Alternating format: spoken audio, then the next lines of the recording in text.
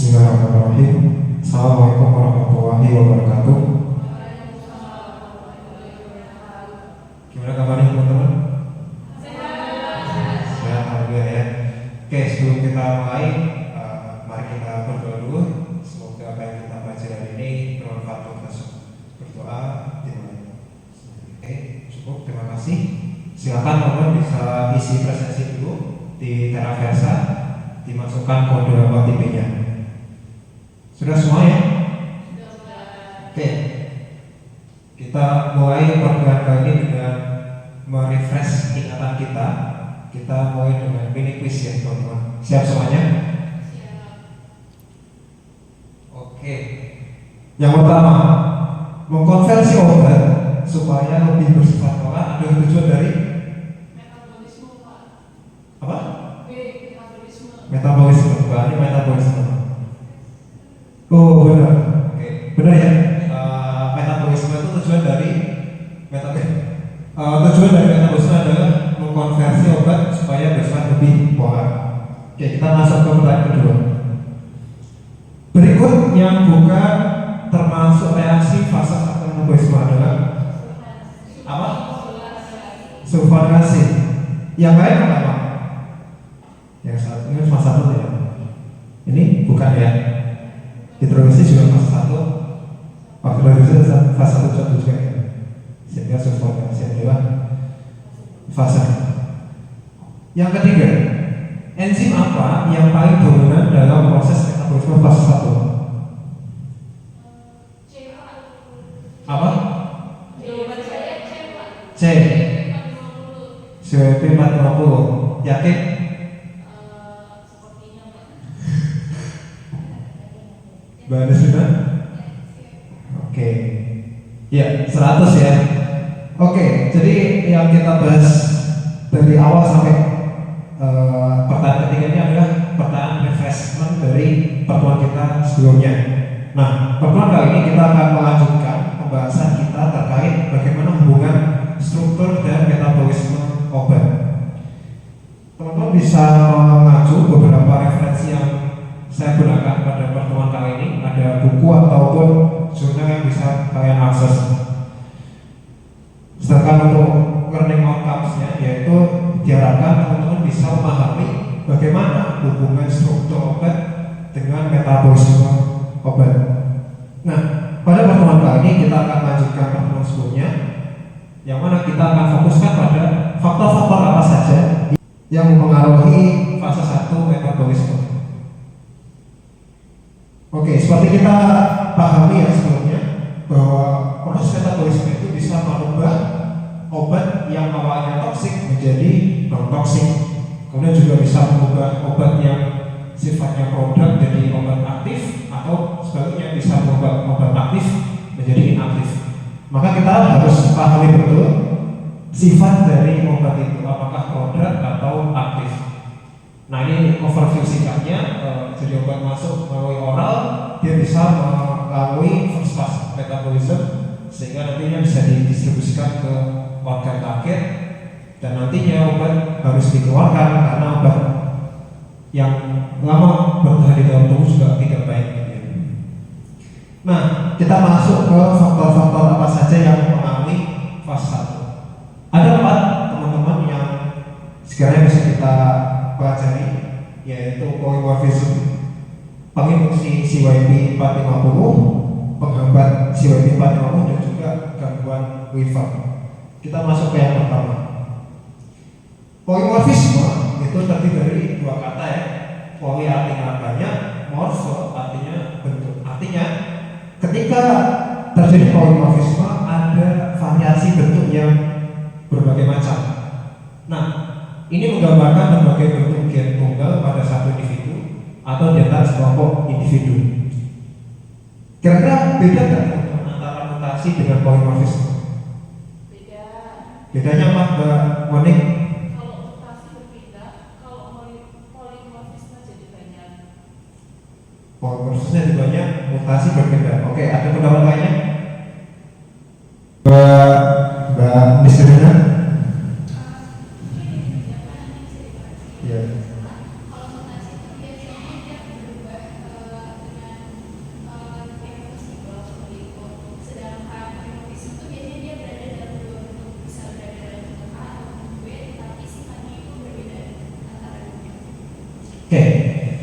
Ya, sebenarnya kalau saya belajar ya, terima kasih contohnya. Mutasi itu terjadinya adalah perubahan kode DNA ya. Jadi dan ini termasuk langka. Oleh sebab itu kejadiannya hanya pada kasus-kasus penyakit langka seperti cystic fibrosis, sickle cell anemia, dan Huntington disease. Sedangkan polimorfisme dia sebenarnya hampir mirip dengan mutasi, tapi kasusnya dia tidak secara klinis terlihat. Beda dengan ini ya, dia secara klinis bisa terlihat, sedangkan ini bisa jadi kita mengalami yang namanya polimorfisme, tapi tidak kita ketahui. Nah, salah satu jenis polimorfisme yang umum terjadi adalah SNP atau Single Congenital Polymorphism atau SNP. Ini teman-teman bisa lihat ya, masih ingat pelajaran SMA? Di mana ada ATGC ya, ada adenin, timin, guanin, sitosin. Ini adalah urutan asam amino yang terdiri dari urutan basa nukleoida. Normalnya seperti ini, Pak. AUC, terusnya AAC, UUU, dan seterusnya. Nah, SNP terjadi ketika salah satunya adalah proses yang namanya deresi atau terhapusnya satu basa nukleotida. Misalkan ini UUU yang awalnya fenilalanin, dia karena terhapus basa nukleotida urasil, dia menjadi UUG, yaitu leucin. Parahnya ketika akhirnya kan bergeser sehingga berubah strukturnya menjadi stop codon.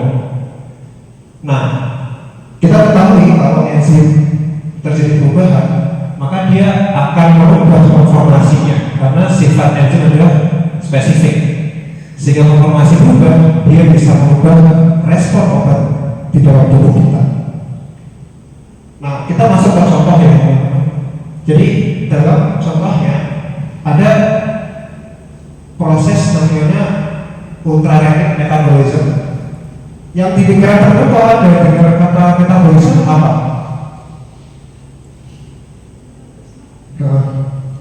Hati oke. Kalau metabolisme cepat gimana? Makan ya makan. Kita makan terus metabolisme cepat lapar, ya kan?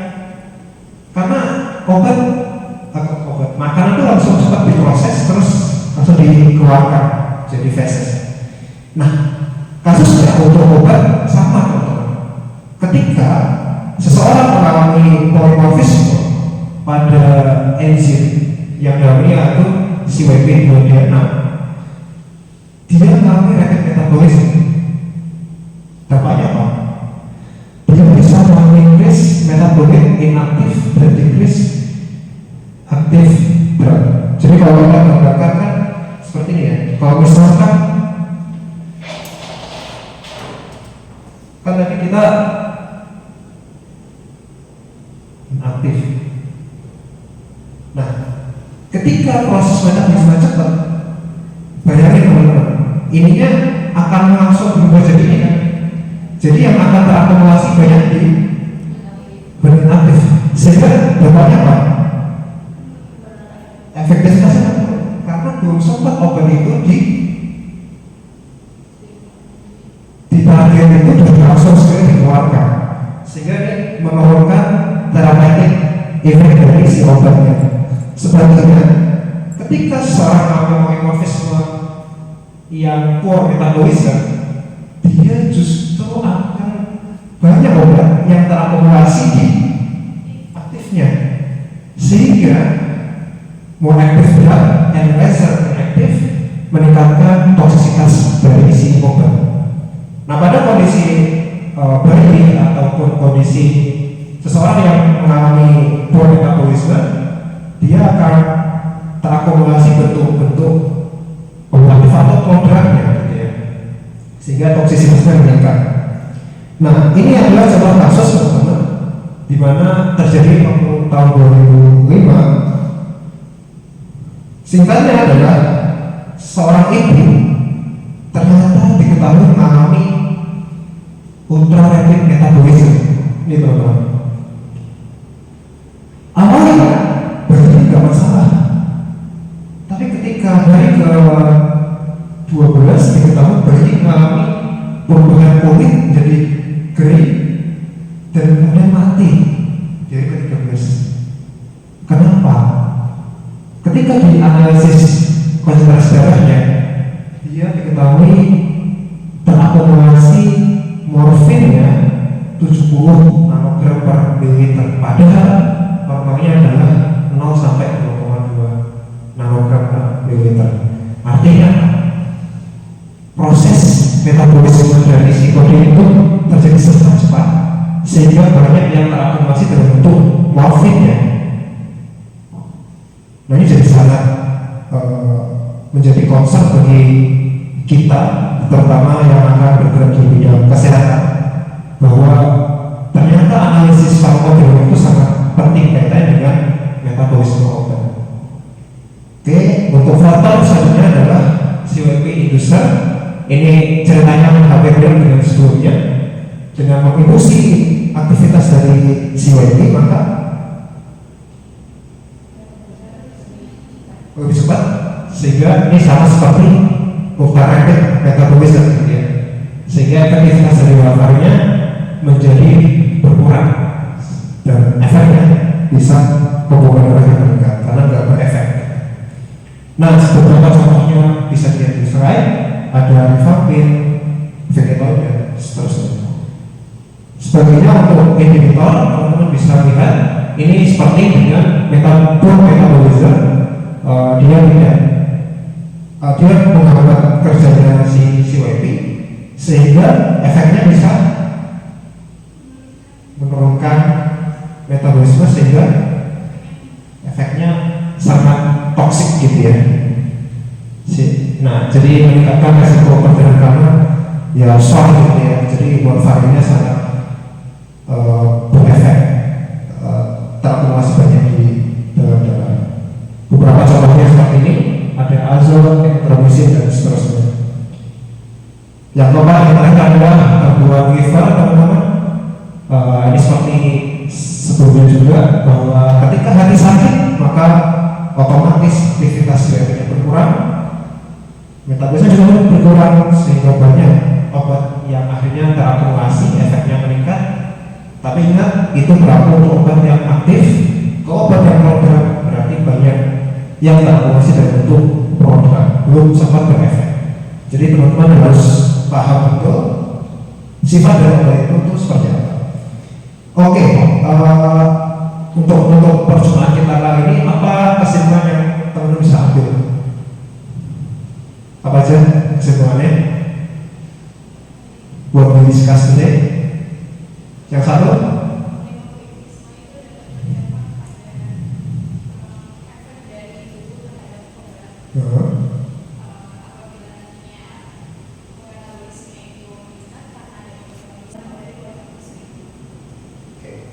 terima kasih Mbak Krisna, tepat sekali ya. Jadi ada beberapa faktor yang tadi kita pelajari. Tadi yang disampaikan adalah faktor polymorfisme yang ada ultra rapid, ada poor metabolism, terus kemudian ada CYP inducer, ada CYP inhibitor, dan terakhir penyakit hati. Oke, silakan teman-teman kerjakan tugas ini, kerjakan secara individu, tulis di dalam catatan teman-teman, sertakan argumentasinya karena kamu memilih A, B, C atau D atau E. Kumpulkan papan hari ini ya, jam 23.23 di LDU. Oke, kalau tidak ada, terima kasih teman-teman atas perhatiannya. Insyaallah pertemuan selanjutnya kita akan membahas terkait fase 2 metabolisme. Semoga bermanfaat apa yang kita bahas pada pertemuan kita hari ini. Wassalamualaikum warahmatullahi wabarakatuh.